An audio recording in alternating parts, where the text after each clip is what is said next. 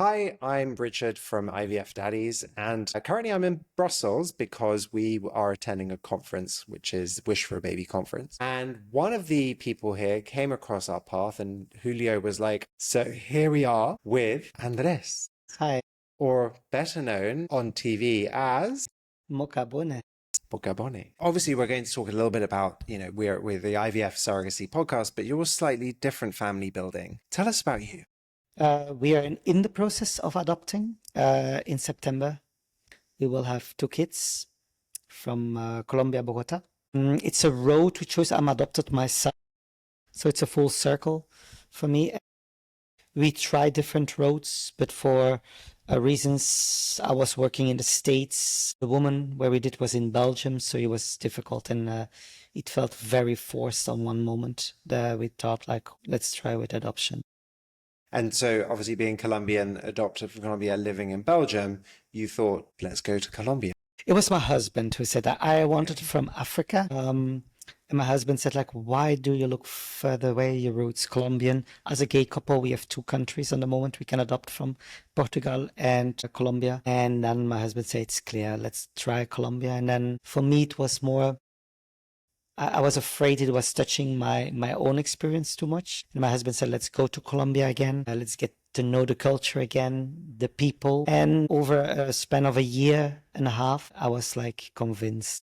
Amazing. So it really is a full circle moment. Yeah, and it's the best decision we ever made. Very proud. It's like, I think like anything you do, it's ups and downs. And we had a lot of downs, but also ups. But I don't want to change it for. You wouldn't change it for the world? No, absolutely not. Because on the end of the day, we all we wanted to have a family. Doesn't matter for how it came, but we wanted to open our hearts. So how has the process been? Because you said it was very difficult. Yeah, it's a waiting game. It's as well a lot of paperwork, a lot of lawyers. The psychology report, what you have to go through, I think it's as well in the other process. Other people are going to make a decision by interviewing you, but not knowing you. And I find it personally very hard to cope with they don't know me and I know myself. So that's, once you go through that, it's okay. And then it's waiting game of papers, some papers from doctors who are like, not more valid, changing of names and apostille, and I'm waiting again, calling lawyers, calling notaris, etc. And that takes time. Yeah. But as a drag queen, as a gay guy, I've had many people who don't know me judge me throughout my entire life. And so I sometimes feel that I'm okay and I can cope with things. And then obviously this is triggered because it's so close to home. And this is a dream that is so inherent in what you want to do that all of a sudden it's like, you possibly could stop me from having this dream. Exactly. And that's what I was afraid of on Drag Race, where it was between my husband and myself, a decision we're not going to talk about it because there's uncertainty and I'm scared to disappoint. And then it leaked. So they asked it. So the only thing I couldn't not lie about it, and you could see my face. The clip itself, it's like how did you know? Exactly, and I'm very quick with my words, and I was like yes, and my problem was then in the hotel. You don't have contact for 3 weeks or 4 weeks with my partner. I could not tell him, so I was so uptight about it. And then the psychologist on the Drag Race itself, I could talk with her, and I talked with the girls of the season, and I talked with the host, with Rita Baga, about it, like, at night, and it helped me a lot. She was wonderful. And then when I came back home, I told my husband, and he said that it's okay. So it was like a relief for myself.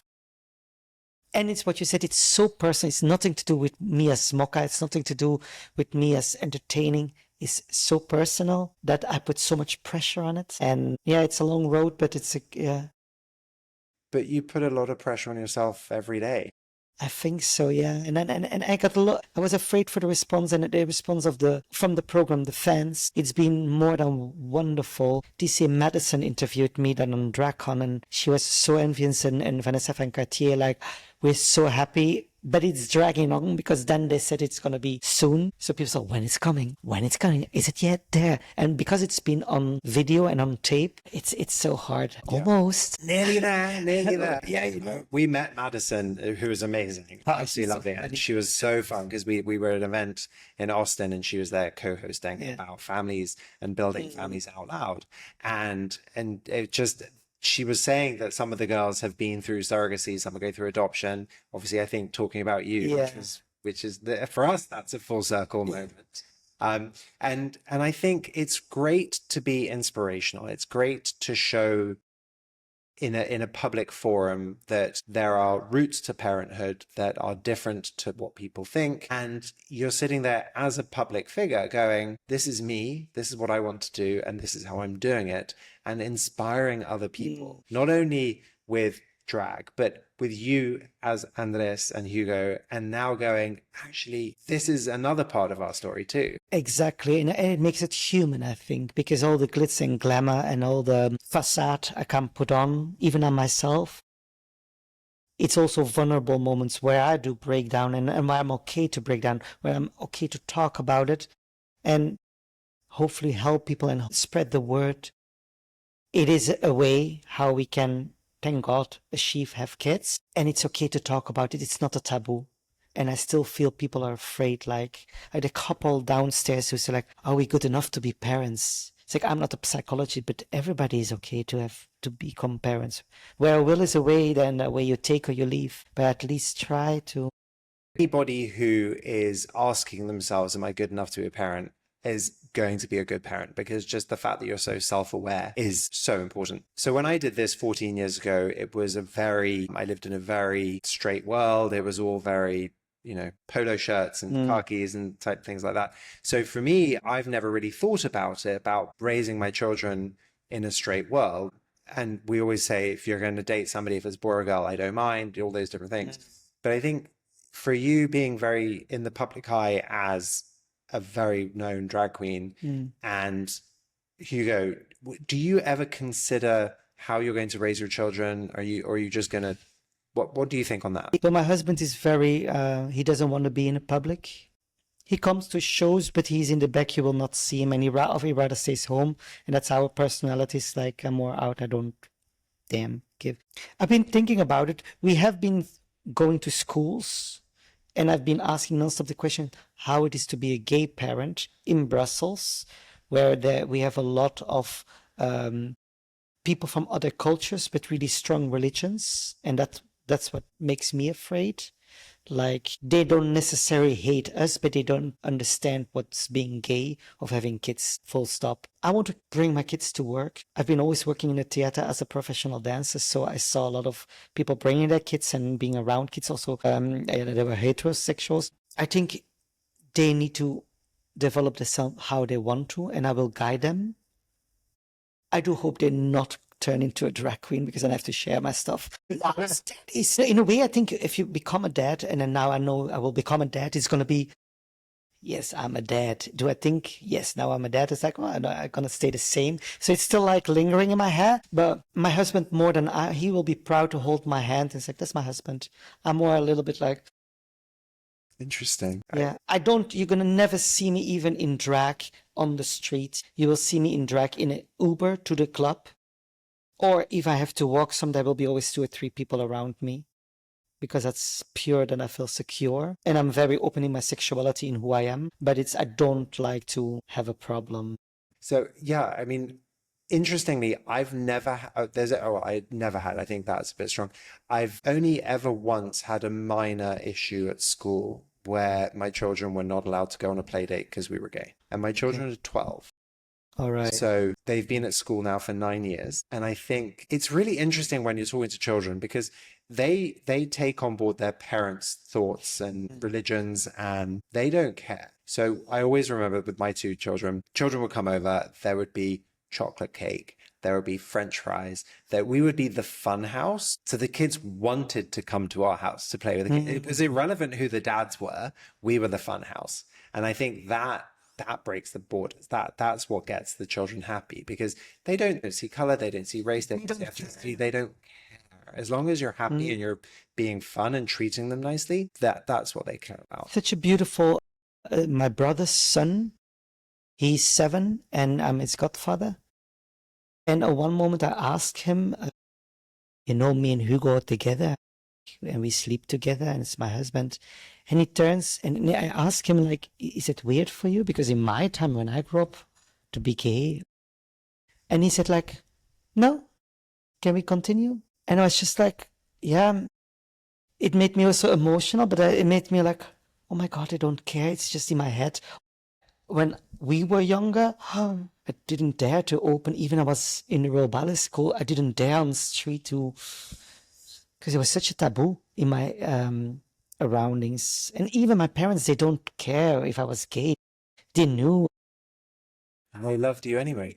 Exactly. I come from a good family and I have an example family, but in my head, because there's so much outside what you said about kids, I was afraid. And actually, the day after dates, I think it's in a football team. There are 2 of the 12 ways of 13. I don't even know.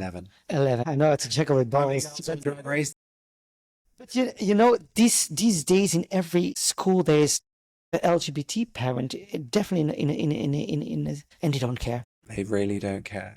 We build it up in ourselves so much more than actually it is. And actually, I say to my kids sometimes, if somebody says, and like, you don't have a mum. Okay, I've got 2 dads. My husband went time to a family neighbor who had difficulties, and he just asked in his face, explain me what is the meaning of being gay. He couldn't, and he said, like, come back when you know the meaning, come back and we talk about it. And then he came back, and then the first thing he said to my husband was, I do apologize. I know what the meaning is. You're in love. That's it. So much ignorance is out there. It's not understanding that 2 people love each other. They want the best for each other. They may have a family and they're raising that family with love and care, and they want the best for those children.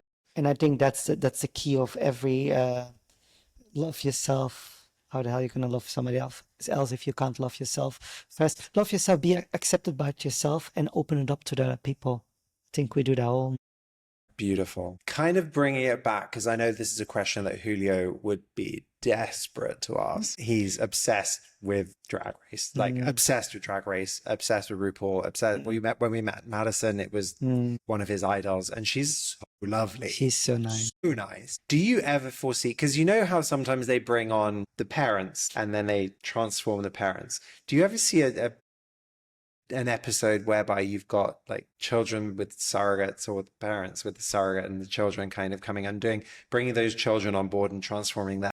Yeah, I think they definitely will be open for the facts. There's so many ideas bouncing on the moment around that they have to make choices. But it would be, how funny it would be, for example, if my kid gets on Drag Race and his father actually been on Drag Race so many years ago. So I think they definitely will be challenging. They had now like last couple of episodes like all women's team, and they were from basketball. It was in the last season 17. I think they definitely will do something with surrogacy as well, because they know most couple of girls, which is still enclosed, are busy now with surrogacy and adoption. Because we have a group chat around and it's going around via, so which is nice to know. I've been open about it. Other people not yet, but they will be open about it, because they're not talking about maybe new season, for example, all bearded queens from all over, which is huge. Yeah, it's... So I think I would be not surprised to see it in this and the next 5-6 years, but it would be great, yeah. So you heard it here first. Julio will be on RuPaul Drag Race season 20. Start your engines. Fuck it up, but you have no idea what it really... You're going to love it, but it is literally what it says, Drag Race. I never thought of that way. It's stressful in a way you have no idea what's coming, so you're not calm. They give you very little information, and it goes extremely quick. And you can't talk to her. You said you're stuck in a hotel for 3 weeks. Not 3 weeks, not talk. You give one emergency contact, but that's about it. And then you eat your everything up, because challenge went super well. You won. You want to share that. Or you had a bad day. They said about adoption. And I was desperate to talk to my husband and to look him in his eyes. And then you start to go crazy. It's like you're in a prison, literally in a prison. But a gilded prison with beautiful drag. Absolutely, and it's fun because I had also fun with the people, the bodyguards. They were very cute, and at least I could look at them. To the rest, you can't do anything.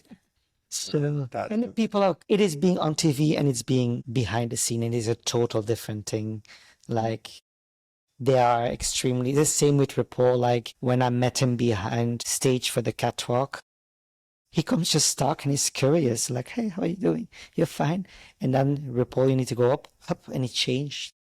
It's so bizarre. It was that public-private persona, isn't it? Exactly, and you flip, and it's same with the girls. Leticia Madison, for example, when she interviewed me about adoption in the dressing room, she went over like, "Is it okay if I ask that, yeah, and then just make sure you do Mocca." And she never said, "Don't be yourself, be Mocca," where people know, and then I guide you. Yeah. So it's my mom.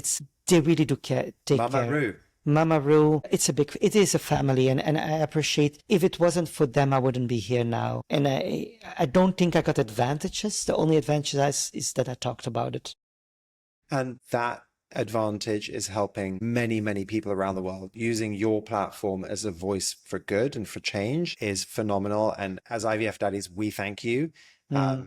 And as Julio is probably going to fangirl you even more. But thank you so much for being on today, and keep us posted. I want an update. I will definitely do, and thank you so much for being that I was here. Yeah.